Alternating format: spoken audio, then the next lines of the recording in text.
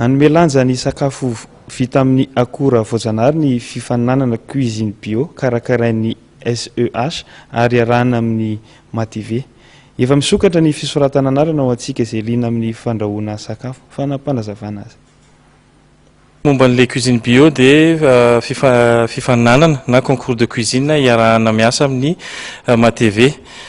Dia izy io manomboka ny 9 Novambra ka hatramin'ny 14 Desambra.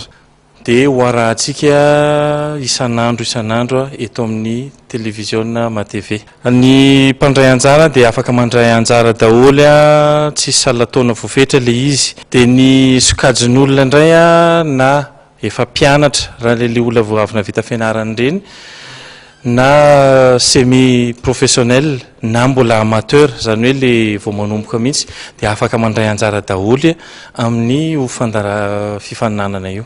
Ny fandraisana anjara dia misy taratasy fenoana izay raisina ao amin'ny mividy gazety malaza aloha anankiray, dia misy coupon dia iny fenoana dia apetraka na aty MATV na ary amin'ny Zoom Snack Akorondrano na any amin'ny Kombava Ambodiady. Ny loka dia tsy manino azo tenenina ihany le izy fa mitentina 10 tapitrisa ariary ny loka hozaraina amin'io.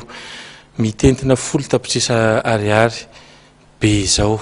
Ny mpikarakara mazava ho azy ny SEH sy ny groupe MATV safidy manokana ny nakany safidiananay ny MATV noho izy sady misy télé misy gazety. Dia ny tanjona dia mba ampafantatra sy ampiroborobo ny lakozia, izany hoe mifampiasana ny akora voajanahary, izay maha cuisine bio azy, ny akora voajanahary tsisy akora simika na ny kely ary. Ny fanentanana dia entanitsika rehetra mba ho avy handray anjara amin'io fifaninanana cuisine bio io. Dia faraka ny voalazako teo tsy mifidy taona le izy fa afaka mandray anjara daholo na lahy na vavy raha efa manombonomboka tonga saina, zany hoe amin'ny 20 taona miakatra zany mino fa afaka mandray anjara sahady.